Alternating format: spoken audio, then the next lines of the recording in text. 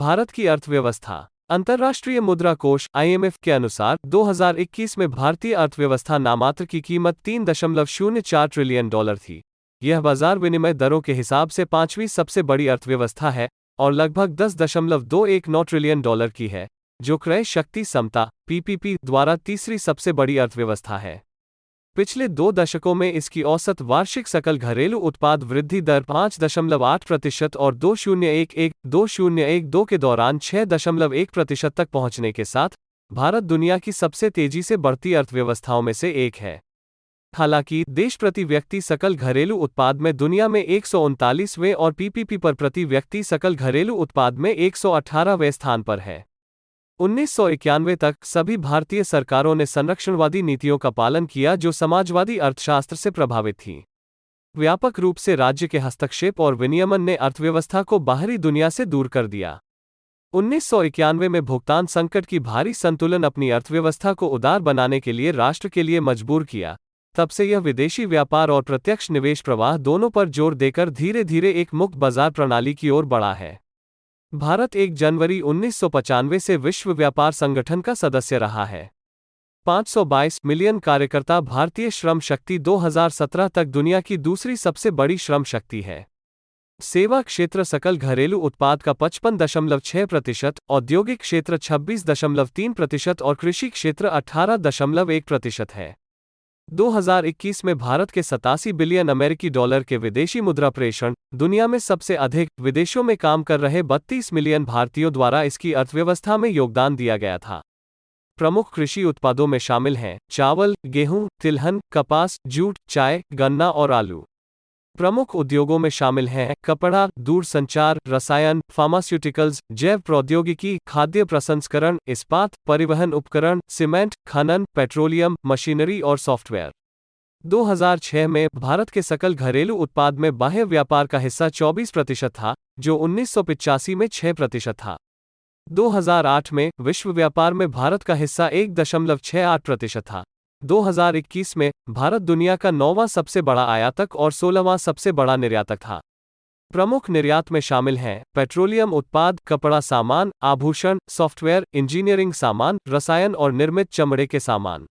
प्रमुख आयातों में शामिल हैं कच्चा तेल, मशीनरी, रत्न, उर्वरक और रसायन। 2001 और 2011 के बीच कुल निर्यात में पेट्रोकेमिकल और इंजीनियरिंग सामानों का योगदान 14% से बढ़कर 42% हो गया। 2013 कैलेंडर वर्ष में चीन के बाद भारत दुनिया का दूसरा सबसे बड़ा कपड़ा निर्यातक था। 2007 से पहले कई वर्षों के लिए 7.5% की आर्थिक विकास दर के औसत से भारत ने 21वीं सदी के पहले दशक के दौरान अपनी प्रति घंटा मजदूरी दर को दोगुना से अधिक कर दिया है। 1985 के बाद से लगभग 431 मिलियन भारतीयों ने गरीबी छोड़ दी है। 2030 तक भारत के मध्यम वर्गों की संख्या लगभग 580 मिलियन होने का अनुमान है। हालांकि वैश्विक प्रतिस्पर्धा में 51वें स्थान पर, 2010 तक भारत वित्तीय बाजार परिष्कार में 17वें स्थान पर, बैंकिंग क्षेत्र में 24वें, व्यापार परिष्कार में 44वें और नवाचार में 39वें स्थान पर है। कई उन्नत अर्थव्यवस्थाएं। भारत में स्थित दुनिया की शीर्ष 15 सूचना प्रौद्योगिकी आउटसोर्सिंग कंपनियों में से 7 के साथ 2009 तक देश को संयुक्त राज्य अमेरिका के बाद दूसरे सबसे अनुकूल आउटसोर्सिंग गंतव्य के रूप में देखा जाता है। 2022 में ग्लोबल इनोवेशन इंडेक्स में भारत 40वें स्थान पर है। भारत का उपभोक्ता बाजार दुनिया का 11वां सबसे बड़ा, 2030 तक 5वां सबसे बड़ा बनने की उम्मीद है।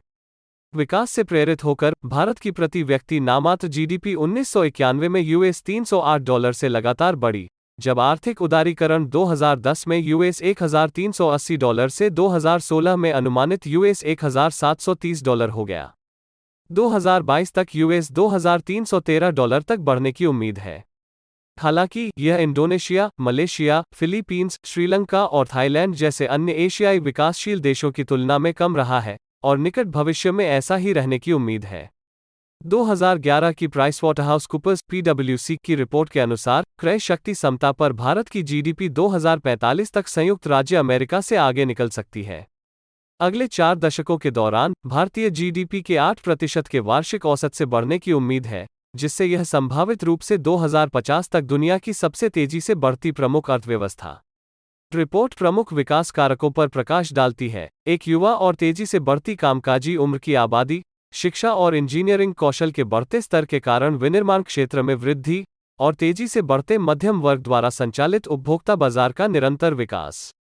विश्व बैंक ने चेतावनी दी है कि भारत को अपनी आर्थिक क्षमता हासिल करने के लिए सार्वजनिक क्षेत्र के सुधार, परिवहन बुनियादी ढांचे, कृषि और ग्रामीण विकास, श्रम नियमों को हटाने, शिक्षा, ऊर्जा सुरक्षा और सार्वजनिक स्वास्थ्य और पोषण पर ध्यान देना जारी रखना चाहिए। इकोनॉमिस्ट इंटेलिजेंस यूनिट (EIU) द्वारा जारी world wide cost of living report 2017 के अनुसार, जिसे 160 उत्पादों और सेवाओं में 400 से अधिक व्यक्तिगत कीमतों की तुलना करके बनाया गया था, 4 सबसे सस्ते शहर भारत में थे: बेंगलुरु तीसरा, मुंबई पांचवां, चेन्नई पांचवां और नई दिल्ली आठवां। फ्रेंड्स, आपको ये इन्फॉर्मेशन कैसी लगी कमेंट करके बताएं और ऐसे ही वीडियोस के लिए वर्ल्ड वाइड नॉलेज हिंदी को सब्सक्राइब करें। Thank you.